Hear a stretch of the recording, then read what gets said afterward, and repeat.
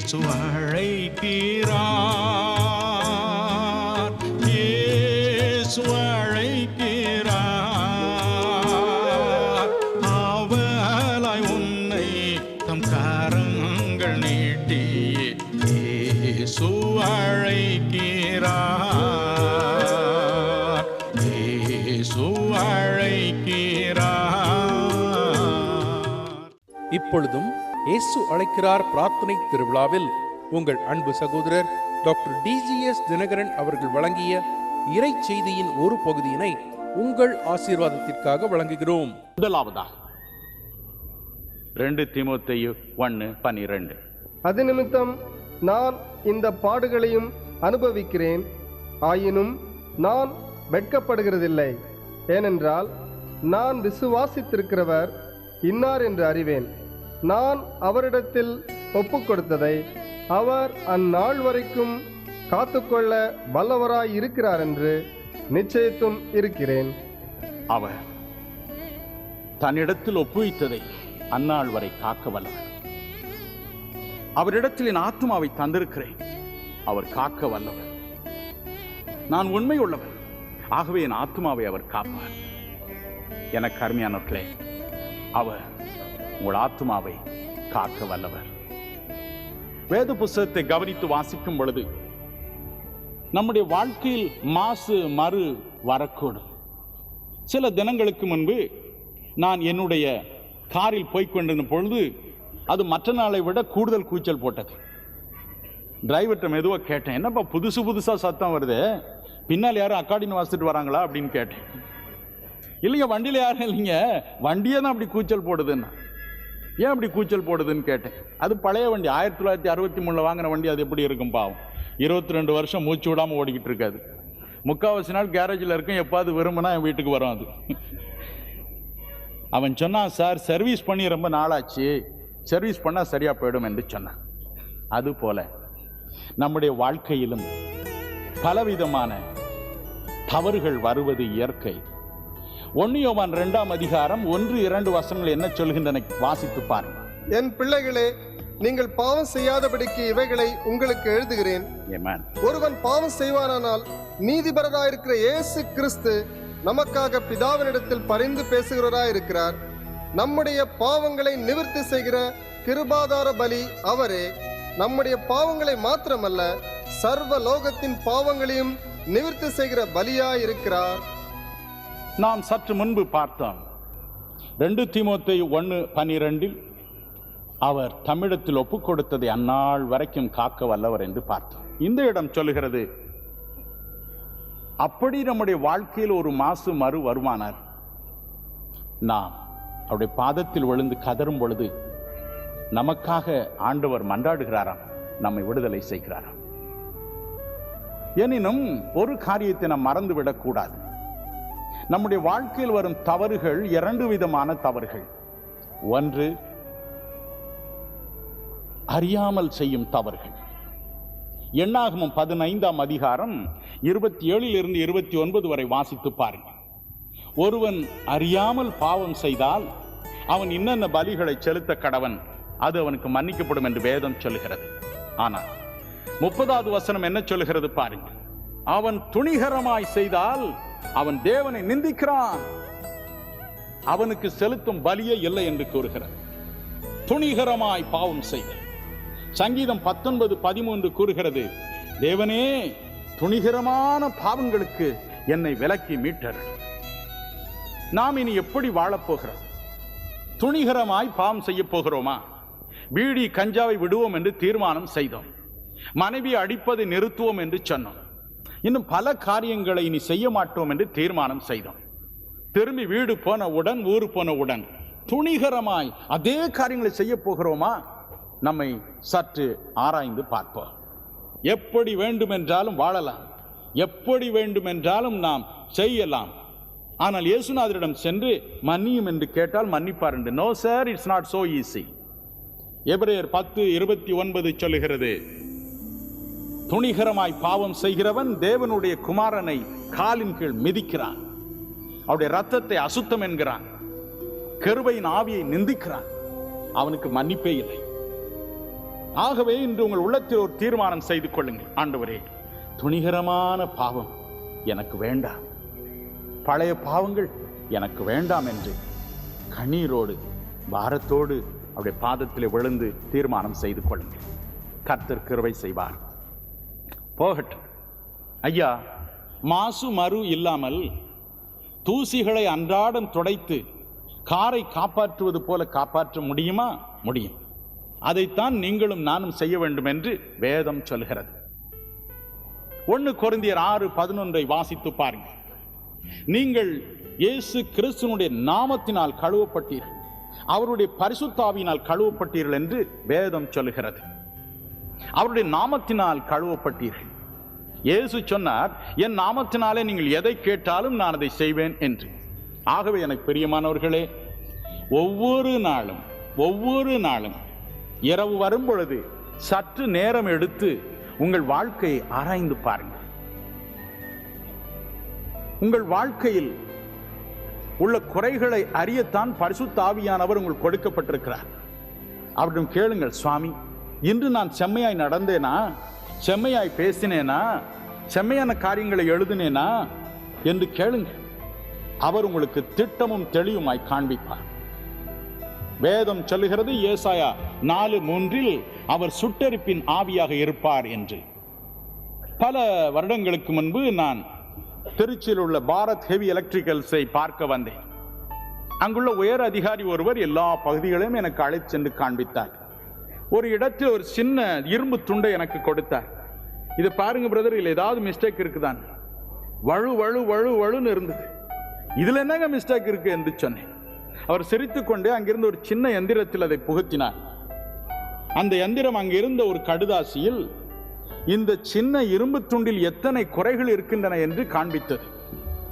எப்படிங்க இது என்று கேட்டேன். அவர் சொன்னார், இதற்குள் பிரகாசமான ஒளி கதிர்கள் பாய்ச்சப்பட்டு அதில் உள்ள குறைகளை வெளிப்படுத்த உதவி செய்கிறது என்று அவர் சொன்னார். எனக்கு அருமையானவர்களே, இதற்காகவே பரிசுத்த ஆவியானவரை ஆண்டவர் தந்திருக்கிறார். யோவான் 14:16-17 சொல்கிறது, அவர் உங்களுக்குள் தங்கி உங்களுடனே இருப்பதினால் நீங்கள் அவரை அறிவீர்கள், உலகம் அவரை அறியாது என்று. அவர் உங்களுக்கு காண்பிப்பார். அந்த நாளில் நீங்கள் கூடுதலாக பேசின வார்த்தையை காண்பிப்பார், தவறான வார்த்தையை காண்பிப்பார், மிகைப்படுத்தி கூறிய வார்த்தையை காண்பிப்பார், நீங்கள் போகாத இடத்திற்கு போனதை சுட்டி காண்பிப்பார். அந்த காட்சியை அப்படியே உங்கள் கண்கள் முன்பதாக நிறுத்துவார். என் ஆண்டவரே, இயேசு கிறிஸ்துவின் நாமத்தில் நான் கெஞ்சுகிறேன், என்னை மன்னித்தருளும், இனி இவைகளை செய்யாதிருக்க எனக்கு பலன் தாரும் என்று அன்றே அந்த அழுக்கை துடைத்து தூக்கி அறியுங்கள். பரிசுத்த ஆவியானவரை கொண்டு அந்த ஒத்தாசையை நாடுங்கள். அடுத்தபடியாக வேதம் சொல்லுகிறது, தேவனுடைய வார்த்தை நம்முடைய குறைகளை காண்பிக்கும். எபிரேயர் 4:12 இவ்விதமாய் கூறுகிறது, தேவனுடைய வார்த்தையானது ஜீவனும் வல்லமையும் உள்ளதாயும் இருபுறமும் கருக்குள்ள எந்த பட்டயத்திலும் கருக்கானதாயும் ஆத்மாவையும் ஆவியையும் கணுக்களையும் ஊனையும் பிரிக்கத்தக்கதாக உருவ குத்துகிறதாயும் இருதயத்தின் நினைவுகளையும் யோசனைகளையும் வகையறுக்கிறதாயும் இருக்கிறது. ஒவ்வொரு நாளும் இந்த பட்டயத்தை பயன்படுத்திக் கொள்ளுங்கள். இருபுறமும் கருக்குள்ள எந்த பட்டயத்திலும் இது கருக்குள்ள பட்டயம். வேதத்தை அனுதினமும் பல மணி நேரம் வாசிப்பது மிகவும் அவசியம். None of you can be strong unless you are strong on God's word. தேவனுடைய வார்த்தையில் நாம் பலமுள்ளவர்களாய் இல்லாமற் போனால் நம் ஆன்மீக வாழ்க்கையில் பலமுள்ளவர்களாய் இருக்கவே முடியாது. யாராவது நம்முடைய வீட்டிற்கு வருவார்கள், ஐயா, ஆண்டவர் எனக்கு இப்படி உங்களுக்கு சொல்லும்படி சொன்னார், உங்க தம்பி வந்து உங்களுக்கு சூனியம் வச்சதாக ஆண்டவர் சொன்னார் என்பார்கள். ஓ அப்படியா, அயோக்கிய ராஸ்கல், நேற்று தான் வந்து பூரி ஒரு 10 பூரி சாப்பிட்டு போனா, அவனை எனக்கு இந்த சூனியம் வச்சான், எடுறி அந்த அருவாளை முதல்ல வெட்டி போட்டு வந்துடுற அந்த பயல. நடந்த ஒரு விஷயம் இது, நான் ஒன்றும் மிகைப்படுத்தி சொல்லவில்லை. ஒரு அம்மா எனக்கு கடிதம் எழுதினார், பிரதர், நீங்க லாஸ்ட் டைம் எங்க வீட்டுக்கு வந்தீங்க, என் தங்கச்சி வந்து அங்க இருந்து 4 நாள் உங்களுக்கு சோறு போட்டா எவ்வளவு உதவி செய்தா, அவ இப்படி துரோகம் பண்ணுவான்னு நினைக்கலையே. என்னடா துரோகம் பண்ணிவிட்டான்னு சொல்லி கீழே படிச்சேன். உங்க இந்தியா நாட்டில இருந்து ஒரு பெரிய தீர்க்கதரிசி அம்மா வந்தாங்க. அவங்க சொன்னாங்க, நல்ல வீடு, நல்லா இருக்கீங்களே, இதை பொறாமப்பட்டு உங்க தங்கச்சி இப்படி சூனியம் வச்சுட்டு போயிட்டாளே அப்படின்னு எனக்கு சொல்லிட்டாங்க பிரதர். என் தங்கச்சி இப்படி செய்வாளா, அவள் கழுத்தை முறிச்சு போடலாம்னு இருந்தது.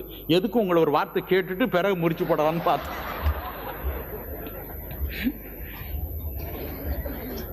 இந்த குழப்பம் வருவதற்கு என்ன?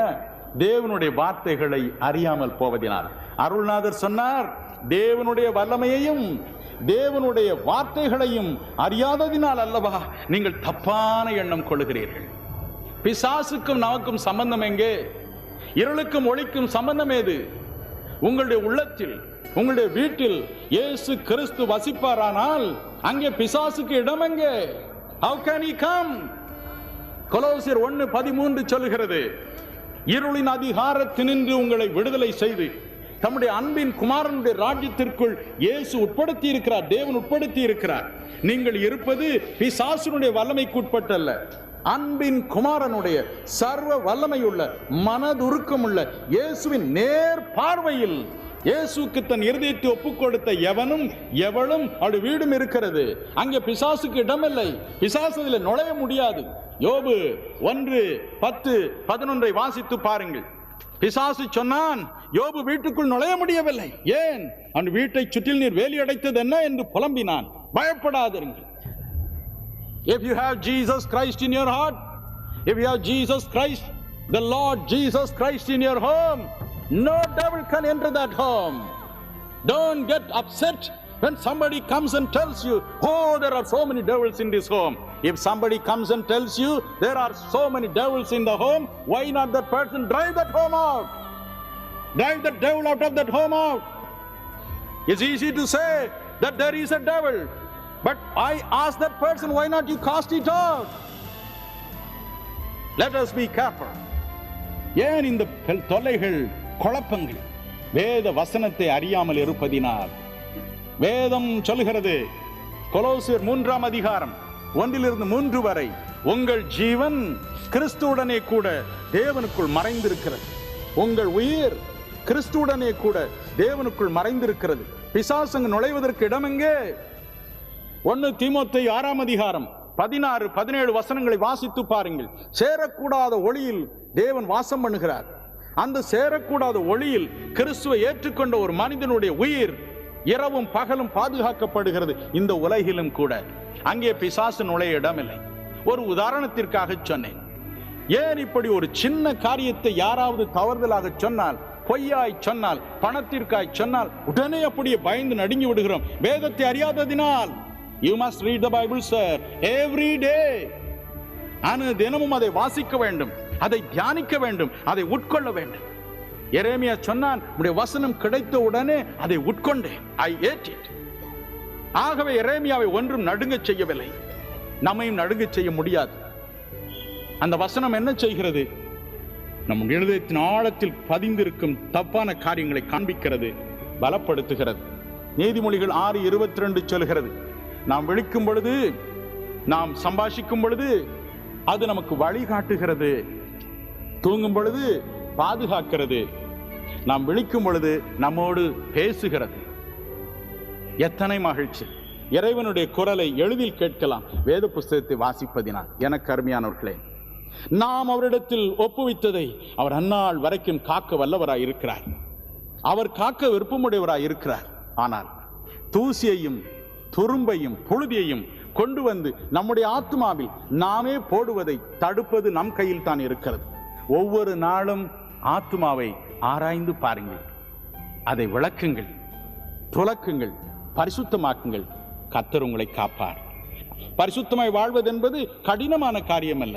ஒவ்வொரு நாளும் உங்களை பரிசுத்தமாக்குகிற லேவியர் 22:32 படி உங்களை பரிசுத்தமாக்குகிற 1 தெசலோனிக்கேயர் 5:23 படி, எபிரேயர் 13:20 படி உங்களை பரிசுத்தமாய் காக்க வல்ல ஆண்டவரை அனுதினமும் ஜெபத்திலும் வேத வாசிப்பிலும் பரிசுத்தாவின் நிறைவிலும் நீங்கள் சந்தித்தால் நீங்கள் பரிசுத்தமாய் வாழ முடியும். முடியாத ஒரு காரியத்தை ஆண்டவர் சொல்லவே மாட்டார்.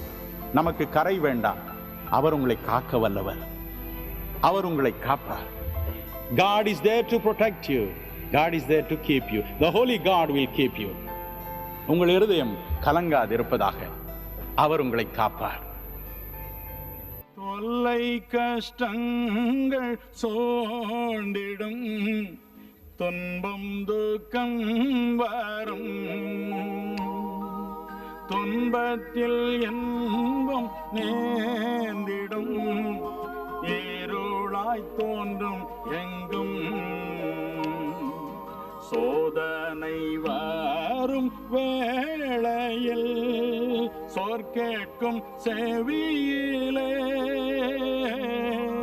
பாரத்திலிருந்து ஜெயம் வரும், பரனுன்னை காக்க வல்லோ.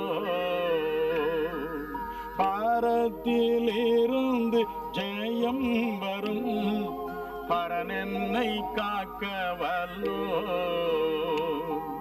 காக்கும் வல்ல மீட்பர் உண்டெனக்கு, உண்டெனக்கு, உண்டெனக்கு. காக்கும் வல்ல மீட்பர் உண்டெனக்கு, காத்திடுவார் என்றுமே, காத்திடுவார் என்றுமே.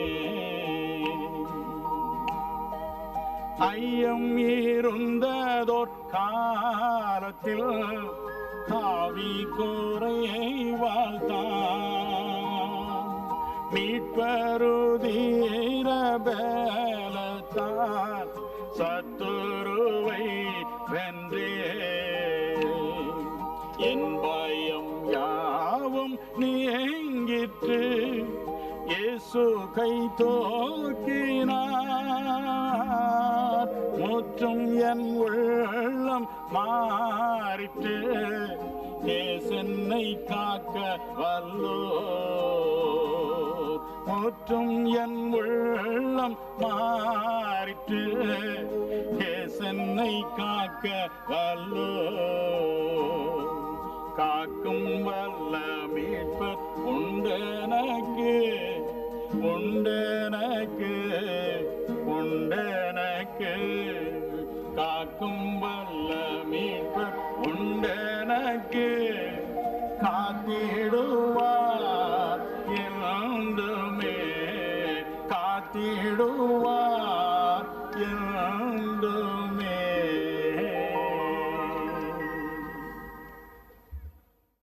என் அன்பு சகோதர சகோதரிகளே, நீங்கள் ஒன்றுக்கும் கவலைப்படாமல் உங்களுடைய வேண்டுதல்களையும் விண்ணப்பங்களையும் ஆண்டவருக்கு ஸ்தோத்திரத்தோடே அதை தெரியப்படுத்தும்படியாக இப்பொழுது உங்கள் விண்ணப்பங்கள் அனைத்தையும் சொல்லி சொல்லி, ஏசப்பா இதை நீ நிறைவேற்றப் போவதற்காக ஸ்தோத்திரம், ஸ்தோத்திரம், ஸ்தோத்திரம் என்று சொல்லுங்கள்.